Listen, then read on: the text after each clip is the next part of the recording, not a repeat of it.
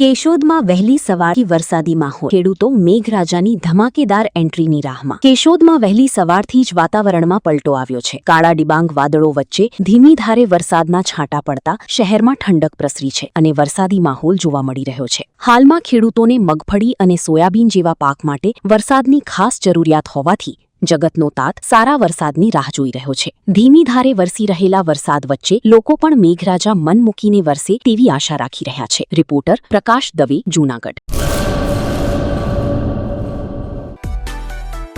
માં motor driving, safe and sure driving. Driving એ શોખ સાથે આપની મોટી જવાબદારી પણ છે। અમારા ઇન્સ્ટ્રક્ટર દ્વારા સચોટ અને સરળ માર્ગદર્શન। આપની રોજની તાલીમની માહિતી મેળવીને શું અધુરાશ છે એના ઉપર પૂરું ફોકસ કરાય છે।